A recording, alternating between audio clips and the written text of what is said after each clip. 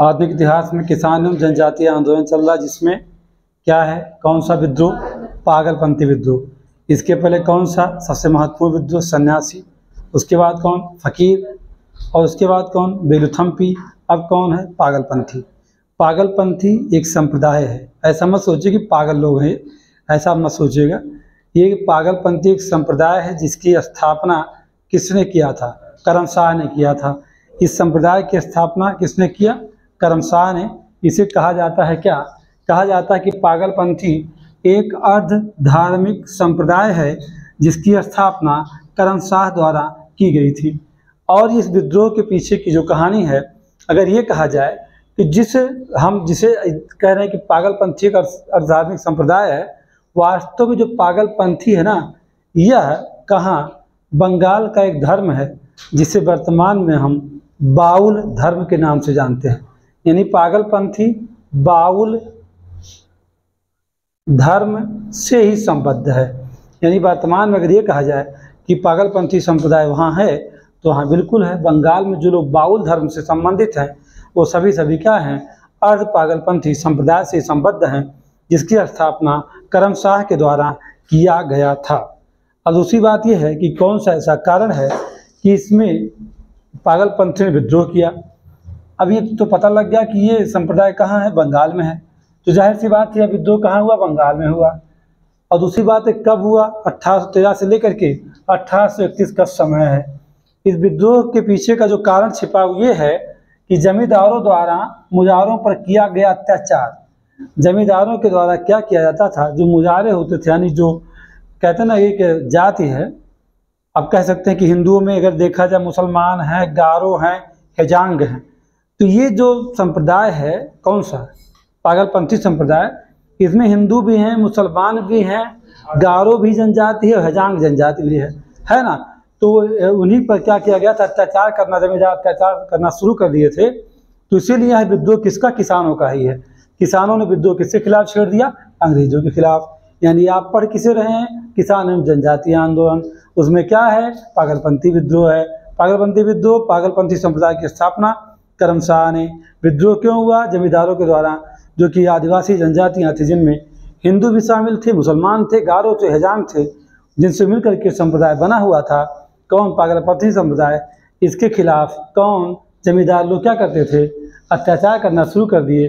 तो करमशाह का बेटा, जिसने पागलपंथी संप्रदाय की स्थापना किया था, कौन? करमशाह। करमशाह का बेटा कौन? टीपू मीर ने क्या किया? नेतृत्व प्रदान करते हुए यह विद्रोह किया। कौन सा? पागलपंथी। और जानते हैं भी, आपको जानना चाहिए कि जो टीपू मीर है, टीपू मीर की मृत्यु जिंद में 1852 में हुई थी। इसको दबाने का बड़ा प्रयास किया गया था 1813 में ही, लेकिन विद्रोह का कोई दबा नहीं पाया था। लंबे समय तक, कई दशक तक यह विद्रोह कहाँ? बंगाल में चलता रहा। आपको ही बता दें कि यहाँ बंगाल का विभाजन नहीं हुआ था, तो बंगाल काफ़ी बड़ा था। कैसे? वर्तमान का जो पश्चिम बंगाल और पूरा बांग्लादेश और असम भी इस बंगाल में उस समय शामिल थे। बिहार, झारखंड भी बंगाल के हिस्सा थे। तो आप कन्फ्यूजन में मत जाइएगा, वहाँ छोटे छोटे बहुत सारे संप्रदाय थे। टीपू कहता था कि पागलपंथी किसका धर्म है? गारो का। गारो जनजात कहाँ पाई जाती है? मेघालय में गारो, खासी जयंतिया 3 पहाड़ियाँ हैं। उनमें से गारो की पहाड़ी पर कौन? गारो जनजात निवास करती है। यानी गारो जनजात के नाम पर ही और गारो, खासी, जयंतिया तीनों जनजात के नाम पर ही मेघालय में 3 पठारों की बात की गई है, जिन्हें सामूहिक रूप में वास्तव में क्या कहते हैं? मेघालय का पठार कहते हैं।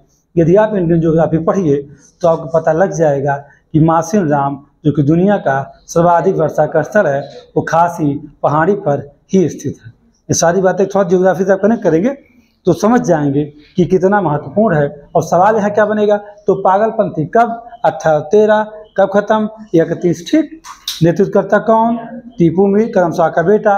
कहाँ? बंगाल। कारण पता हो गया आपको, और ये पता लग गया कि इस संप्रदाय की स्थापना किसने किया था और यह संप्रदाय किससे संबद्ध है वर्तमान में? तो बाउल धर्म से है। यानी कि पागलपंथी जो संप्रदाय है इस समय बाउल धर्म से संबद्ध होता है। टीपू ने कहा था क्या? कहा था कि ये जो पागलपंथी अर्ध धार्मिक संप्रदाय है या गारो का धर्म है। किसका है? गारो का, यानी गारो जनजाति का धर्म है। यानी सभी मनुष्यों को क्या कहा कि सभी मनुष्यों को ईश्वर ने बनाया है और सभी मनुष्य किसके अधीन हैं? ईश्वर के अधीन हैं। इसलिए कभी भी ऊंच नीच का भेदभाव नहीं करना चाहिए। ये किसका कहना है? ये कहना है टीपू मीर का। यानी सीधी सी बात है कि जो भी मनुष्य हैं उन्हें किसने बनाया है? वो किसने बनाया? ईश्वर ने बनाया है। और ईश्वर ने बनाया है, जब ईश्वर के सब लोग अधीन हैं तो भेदभाव करने वाले हम लोग कौन होते हैं? इसलिए उन जातियों पर कोई अत्याचार नहीं होना चाहिए, उनसे लगान अधिक वसूला नहीं जाना चाहिए। उन्हें लगान की वसूली के लिए इन लोगों ने विद्रोह किया। तो इतनी सी बातें कहाँ हैं? पागलपंथी विद्रोह में है। इससे यदि जानना है तो PhD कीजिए इसी टॉपिक पर, तो आपको जानकारी मिल जाएगी। लेकिन कंपटीशन में आपका कुछ होगा नहीं, क्योंकि किसी भी कंपटीशन के लिए जानकारी उतनी ही चाहिए जितने से क्वेश्चन पूछे जाते हैं। बेवजह की चीज़ों पे उलझने की कोई जरूरत नहीं है। आप स्टेट PCS दीजिए, UPSC दीजिए, किसी स्टेट बिहार दीजिए, MP दीजिए, UP दीजिए। UP PCS के लिए तो आप समझ सकते हैं आप राम बाण पूरी तरह। क्या है? राम बाण है, ये कह सकते हैं आप। ऐसे सवाल है जहाँ सीधे सवाल यहाँ से किए जाते हैं, क्योंकि यह भी क्या है कि सैनिकों का एक विद्रोह है। अच्छा लगे तो जरूर शेयर करिए। धन्यवाद।